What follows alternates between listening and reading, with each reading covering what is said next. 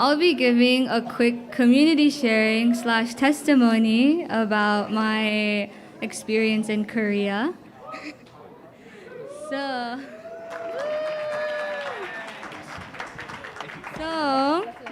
if you guys don't know me, my name is JinMi Sagisaka. I am the first child of Reverend Kunihiro and Maria Sagisaka. And yay! And I came back around a month ago from my experience, like extensive trip in Korea.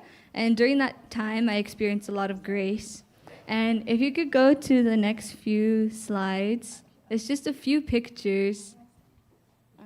Like those are some of our members. And if you go next slide, and this is everyone. We were able to perform at Night Visual a lot too. And last slide, please. These are more personal pictures. My brother, when we went to Hyojinjeong, the staff, and that specific picture, this one in front of Cheonsimwon, is after we accomplished 1,000 bows in one day. Yeah, so you guys can do it too. Yay! But this testimony today I wanted to share is actually something a little bit more personal because I think it would take too long to explain all like the 40 days. But it starts with my reasoning to want to go to Korea in the first place. I wanted to go back and help other second gen, third gen, first gen experience True Mother's heart. And so, but I didn't think so much about my own personal growth so much or my own personal goal that much. I was really focused on the members there. But all I knew is that I was going there to serve as much as I could. And so my parents said, actually, you should go there and inherit the heart of heaven. But I thought, I was like, okay, I don't know how I'm going to do that. But the fact that I didn't know exactly what the heart of heaven was or meant actually surprised me a lot. And it brought me a lot of excitement to find out what it was. And so I set my goal as I will inherit the heart of heaven when I went over there. And so, however, during the 40-day, I quickly forgot about this goal because I was totally focused on these members. And so I solely forgot, I solely thought about the members' breakthroughs. And I'm sure whoever in this room who has experienced captaining, who has experienced like fundraising, you get into like this mindset, right? So I couldn't think about myself much, but I was very happy because you guys can see they broke through a lot. Many of them couldn't even like pray out loud in the beginning until they came to a point where they were really, really crying out for heaven. So I was really proud of them. So I was very happy at the end of the workshop.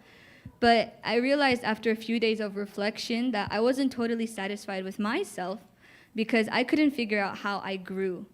I knew it was a great experience, but I didn't know how I grew as an individual. So I knew I did, but I didn't know how, and this was making me really frustrated because I felt as though I didn't give all that I could when I felt like I was giving everything. And I spent time reflecting and talking to other people about their experience, and I didn't find an answer. And heaven worked so hard during the workshop that I thought I had to gain something specific, right? Heaven works so hard, God works so hard, True Father works so hard during the spirituality workshop. I had to gain something, but I couldn't pinpoint what it was.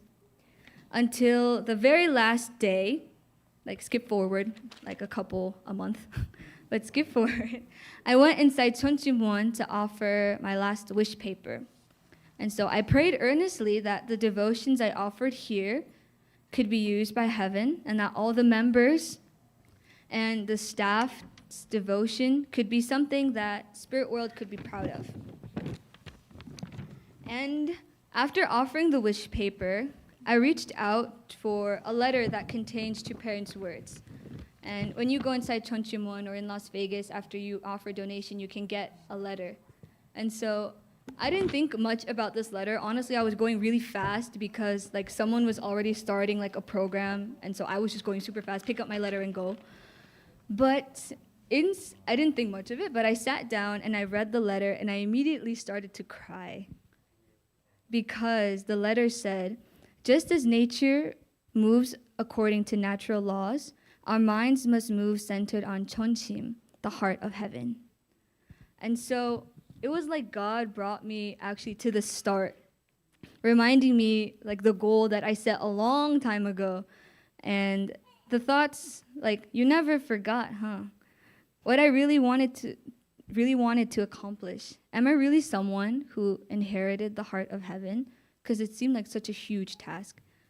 At the moment, I learned that God was always listening to me throughout the entire 6 months I was in Cheongbyeong. In times I didn't recognize He was listening to me, He was the one listening the most earnestly. And God reassured me that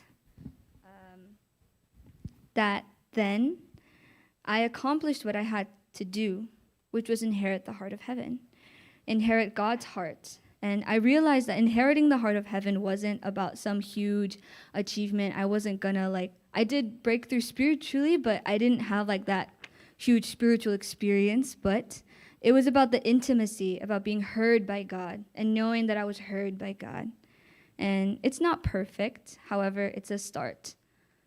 Now I have no doubt God is listening to me all the time. I have been reminded that my prayers are always heard.